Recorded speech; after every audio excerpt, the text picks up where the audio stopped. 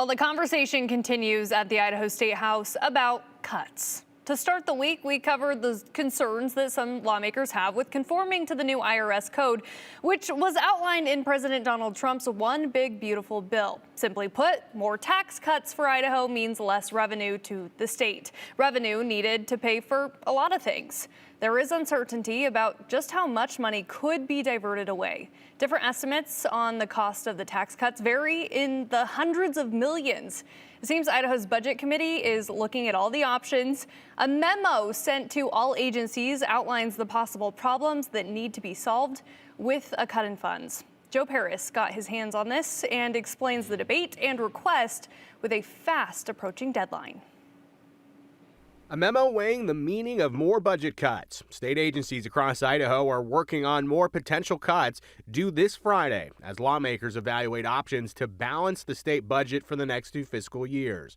In this memo sent this week, the Joint Finance and Appropriations Committee directed all agency directors, institution presidents, and fiscal officers to prepare detailed scenarios showing how their operations could be affected by additional budget cuts of 1% and 2% for 2026 and 2027.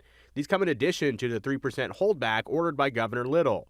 The January Economic Outlook report finally has Idaho back in the black.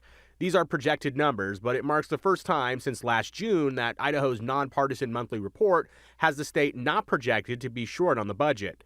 Still, there is debate over the cost of tax cuts outlined in the One Big Beautiful Bill that Idaho can choose to conform with or not. Some estimates about $100 million. Others project upwards of $400 million. Can I ask you some questions about how it's going right now in JFAC? Is that appropriate for you? Is that okay?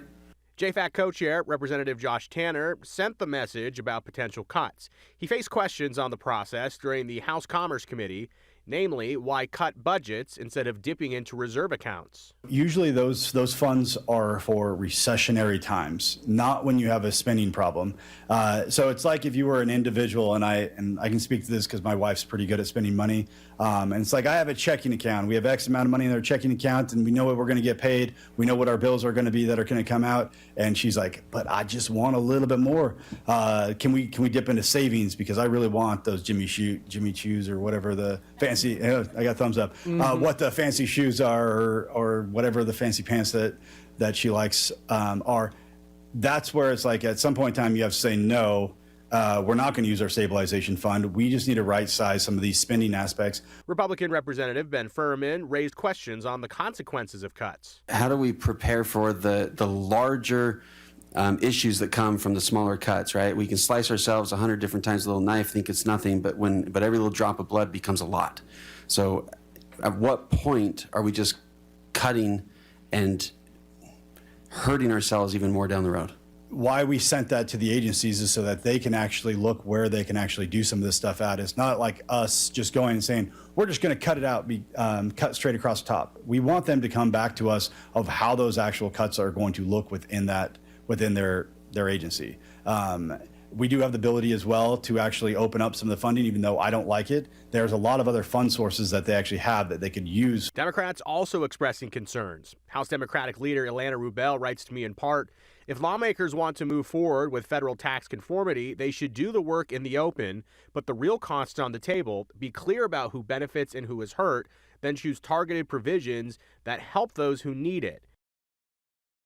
And Idaho Governor Brad Little's office responded to the memo, telling me in an email, quote, agencies are in the process of developing responses to the LSO request, that memo.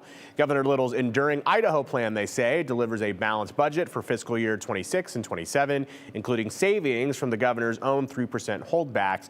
The budget uses a responsible mix of one-time and ongoing reductions to stay balanced without resorting to additional across-the-board cuts to agency budgets, end quote.